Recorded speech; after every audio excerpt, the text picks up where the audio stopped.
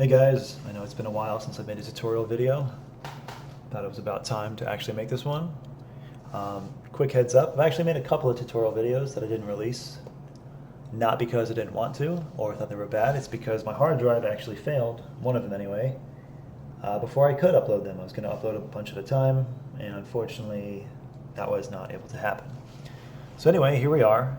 This new technique I found maybe about a year, maybe even 2 years ago. It's been in some of my videos here and there, not super prevalent, but it's a technique I call the quick turn pivot. It's just as it sounds, it's a combination of a quick turn and a pivot, just like that.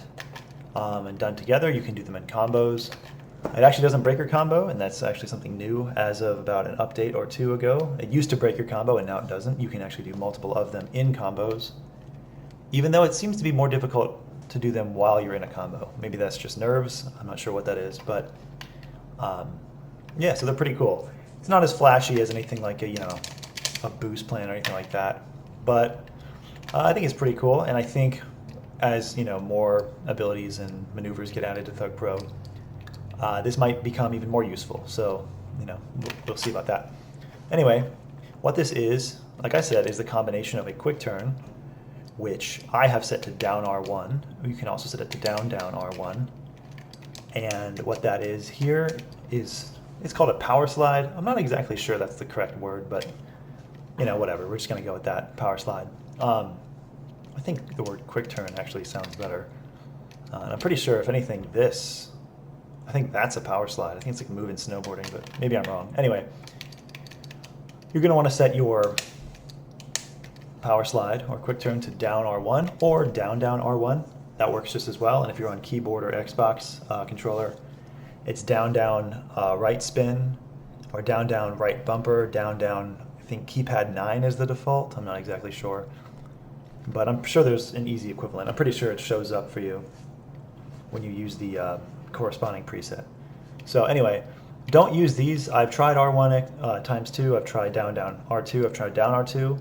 You'd think that that would be more efficient and it would combine all the buttons into one. It actually doesn't work. I've tried, and if somebody can get it to work, please let me know. But I've tried quite a bit and I haven't gotten any luck with it. So I set it to down R1, but again, down R1 works just as well. So what you want to do is this.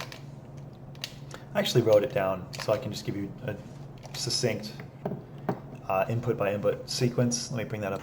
All right, so what you want to do is, as it says, set up quick turn to either be down plus R1 or down plus R1, as I said before. Hold ollie while in midair like a BHRA, and you can do it, off of a roof or whatever, but it's going to be easy to practice just ground to ground, so I suggest that. Press and hold down, or depending on setup, press twice and hold down until you hit the ground. Do this about a half second or so before hitting the ground. And I say that because if you do a quick turn, you have about a half second or so, maybe a little bit more, for the R1 to fire after you press down, like this. Obviously, if you press down R1 really quickly together, it's going to fire quicker, but you can press down, delay R1, and have it fire. So to practice, you're going to want to ollie and hold it, and boned ollies don't matter. You can have them on or off. Just practice this for a while to get it going. So ollie, hold ollie, right before you hit the ground, press and hold down, or press down twice and hold, and then press R1 when you land. Just like that. Once you get that down enough, then you can move on to the next step, which is letting go of ollie. Once you hit the ground, you want to release ollie and press R1 at the same time. That's key. You have to first hit the ground, then release ollie. And like I was saying earlier with BHRA, it might feel like sometimes when doing BHRAs you can release ollie a little early. With this, you have to hit the ground first, and at the same time that you release X or ollie, when you hit the ground, you have to press R1, and then afterwards press R2. You can hold R1 when you press R2, it doesn't really matter, but you have to press R1 and then R2. And so just go through it again. Hold ollie while in midair, press and hold down until you hit the ground. When you hit the ground, keep holding down and then release ollie and press R1 at the same time. After that, press R2. 2 key points: you must hit the ground before you let go of ollie, and having a good BHRA timing will actually make this a little bit different. or difficult because it feels different. And if you get this consistently, you'll know it does feel a little different than BHRA. And you must press R1 before R2. There's been many times where I've been trying to get this and I just keep getting BHRAs over and over because I'm not pressing R2 after R1. I press them at the same time. And if you have like a PS3 controller or an Xbox controller of any kind, if you use the trigger for R2 like most people do, it's going to be a little bit more difficult than if you just have a plain PS2 controller because you can easily press R1 and R2. Obviously the trigger is going to fire probably about halfway if you set it up that the trigger is used as a button. So try to, best you can, press R1 and then purposefully delay the R2 just to maybe have a fraction of a second later, just so you don't press them both at the same time. I know that kind of is troublesome if you have a trigger on your controller. I think this is really easy actually for keyboard users because it's very simple to know when you're pressing one key and then another key after it. With controllers with triggers, like I said, PS3 or Xbox, it's a little bit more difficult to learn. I'd say PS2 controller is probably the easiest to do this with. So this is what it should look like if you do it successfully.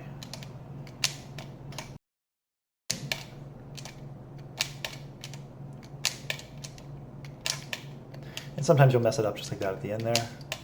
There's another one. Again, I don't even get these every time. They're pretty difficult. And what's interesting is that I had these down pretty well for a while, and then the more I investigated, okay, how do I exactly do this before I had this input tracker, I wasn't exactly sure if it was R2 or that came first or R1 and R2 at the same time, if I pressed X before I hit the ground, if pressing down did anything, or if I had to press it multiple times, or what the setup was. There's a lot of complications in this, but when you practice these, it might feel like, oh, I've actually gotten it a different way. Fortunately, I've done the annoying hard work for you, and I know the exact sequence, and I've had actually BHRA assist me with this. I told him what I was doing, and he was able to help me with the button inputs prior to me even getting this on my screen, so it was very helpful. Shout out to BHRA. This one's going to take quite a lot of practice. The timing is very specific, and it's very easy to mess up, just like that. You're going to want to practice over and over. You can get it going into combos. You have to actually be going with some amount of speed, just like a BHRA. You have to have speed to do it. You can't just do a BHRA like standing still. You can't do this while just standing still. So there's that. Keep that in mind.